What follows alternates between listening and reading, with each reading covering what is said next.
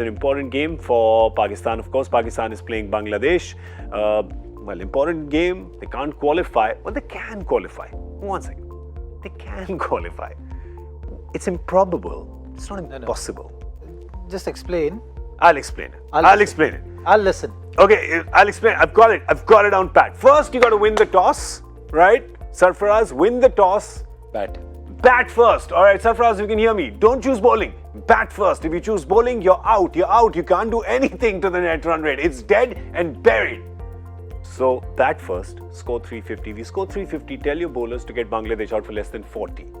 Right? Improbable, but not impossible. Score 400 and get your bowlers to get Bangladesh out for less than 85. Right? And if you score 450, you get your bowlers to get them out for less than 130. Perfect. Right? You can do this. And then, if one of these scenarios happen, then of course, Pakistan will win the game, get to 11, and their net run rate will go above New Zealand's. Now, you're looking at me and you're saying, this guy's obviously drunk. How does he think this can happen? But cricket, man, anything can happen. You've got to be positive. You've got to look ahead and say, I can do this. So the first thing that Sarfaraz must do is win the toss. I don't know how you do that. I mean, can't really guarantee it, but it's 50-50. Come on, you can get that done. And if Mashrafe Murtaza wins the toss, just look at him and say, bye batting de yaar.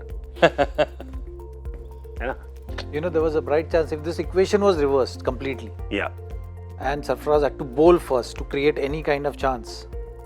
I have my doubts that with the tweet, which was the famous tweet early on around the India match, yeah, he might have batted tomorrow again.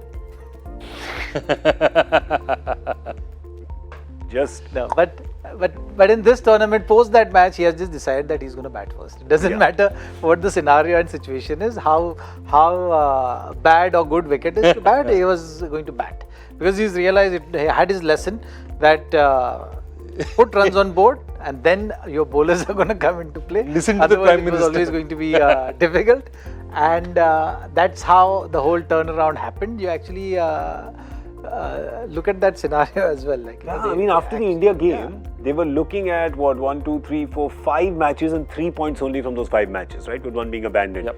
Yeah. It's really been quite a turnaround they've done after that, right? They've really answered their critics because after the 16th of June, those 2-3 days, I can't even imagine what it would be like to be a Pakistan cricketer because people in Pakistan were just nasty. They were coming at them hard and fast and rather unfairly. No cricketer goes out there to lose, right? Yeah, they're just going at them, and somehow they've managed to turn that around. Very happy for them, and you'd be happy as a cricketer as well because that kind of criticism is just uncalled for. Personal attacks. You can have tough games, you can have tough campaigns, tough tournaments, but what's important is how you come back, how you fight back, what kind of character you show.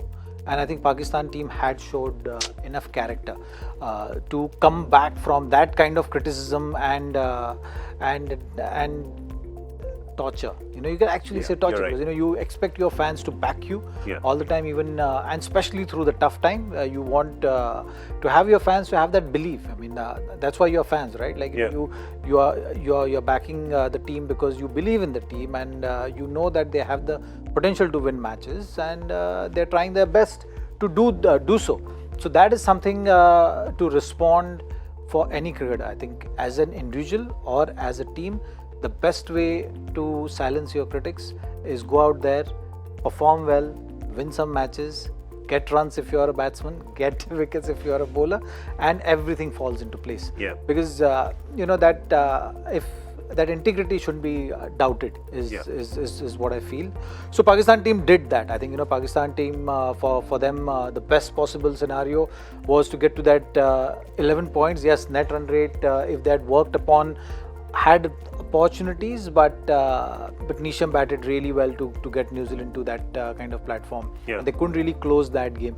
Had they closed that game, maybe this equation what we were talking about today could have been different. Yeah. But nonetheless, I think they've done their job of getting the team closer to that scenario where they can finish on 11 points. And if they do that, then they should take pride in that. The thing is that first loss that they had against West Indies, that the hit that their net run rate took over there, it's just really tough to recover from. No, but he's right. The bigger that was one, the Nisham one was even more important because it was a double whammy. Yeah. New Zealand was improving the rate and you were losing yours. So it hit you both ways, you know.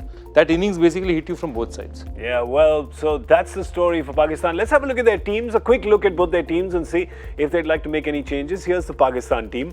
I really doubt if they'd sort of go in. There's no scope of any chance there. Mohammad Amir has been great with the wicket-taking form. Wahab Riaz, Shaheen Afridi. So that bowling lineup is settled. Imad Wasim adds that spin and some hitting ability which he has lower down the order. Shadab Khan, a great leg spinner. So that thing is settled.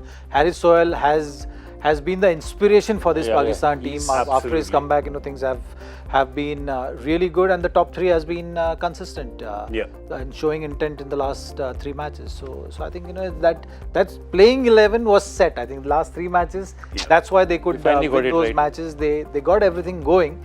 It's just that unfortunate that they couldn't really get to that stage where they were giving themselves a chance where they just had to go out there and win the match without any scenario and situation. Bangladesh, let's have a look at their team and see if they would like to make any changes. Well, there you go.